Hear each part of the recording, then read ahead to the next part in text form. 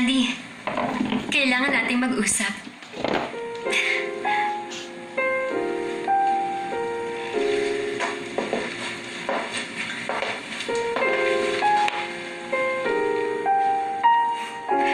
Maganda ka.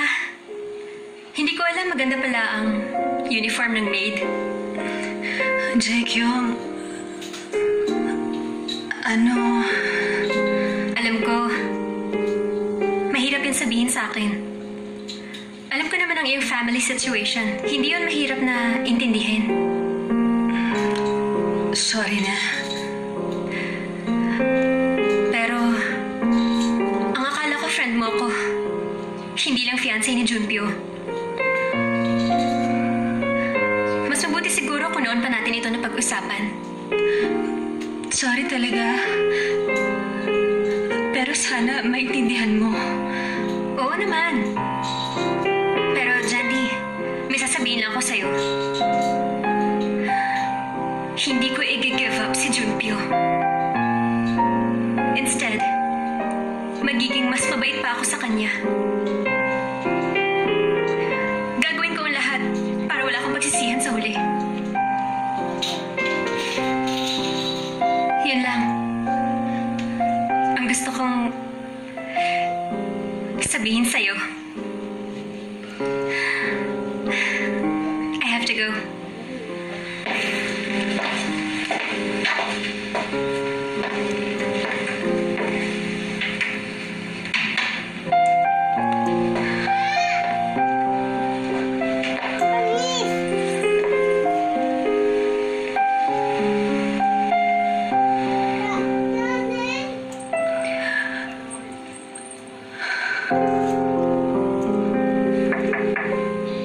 Come in.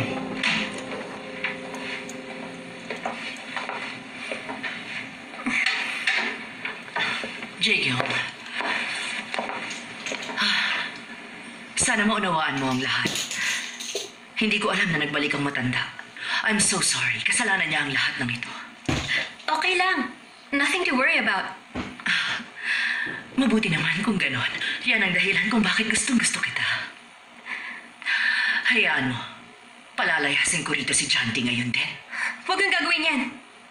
Hmm? Si Jandy, huwag niyo siyang paaalisin. Jaekyung. At saka, may isa pa akong favor na hihilingin. Okay, that's all for today. Good job. Salamat po, Celeste. Bukas po ulit.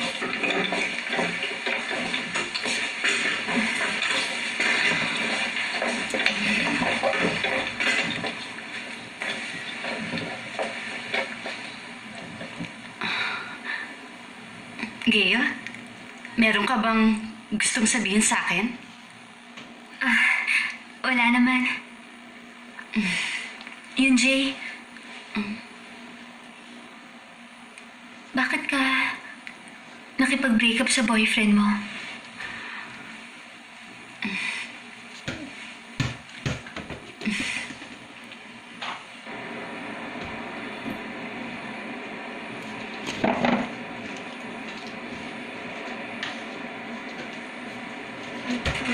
Ako nga. I'm on my way. Okay. Kapag hindi mo ako tinira ng pagkain, magagalit ako sa'yo. Okay.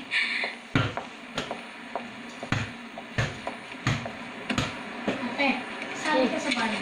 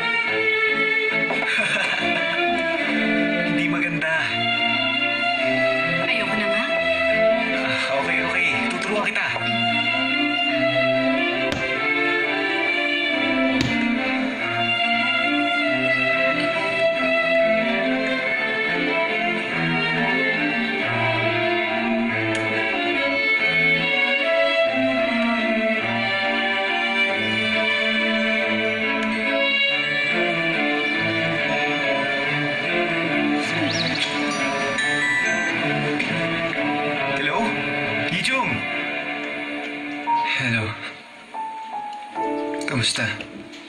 Okay lang ako. Hindi mo ba namimiss ang brother mo? Dapat siguro puntahan mo naman ako paminsan-minsan. Sorry. Naririnig ko naman sa boses mo. Masaya ka. Dumaan ka rito para makapag-usap tayo. May gusto ako ipakilala sa'yo. Tsak matutuwa ka.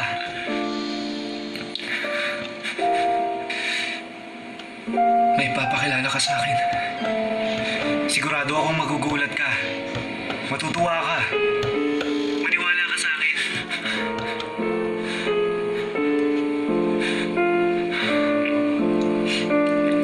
Ilyong, Bakit?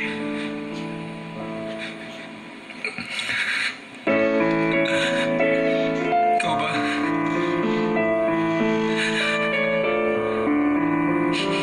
Masaya ka ba? Oo. Sorry, hindi ka masayang tulad ko.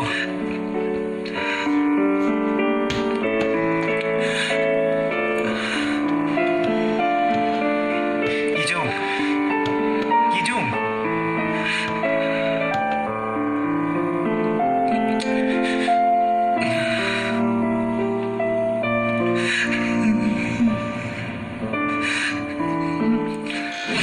Madam. Ano, nakahanda na ba? Yes, madam. Ano to? Nag-decide na ako magpagawa ng wedding invitations. Nakausap ko na ang parents ni Jake yung para madaliin ang inyong pagpapakasal. Pareho na kayong adults. Bakit hindi niyo kami kinuusap? Pumayag na ako. Simula sa araw na ito, dito natitira si Jake Young hanggang sa dumating ang araw ng inyong kasal. Okay ka lang ba? Bakit ba? Alam mo kung bakit? Jandy, pwede nga pinag-uusapan natin. Hindi basta ganun lang yun. Bakit parang baliwala lang sa'yo?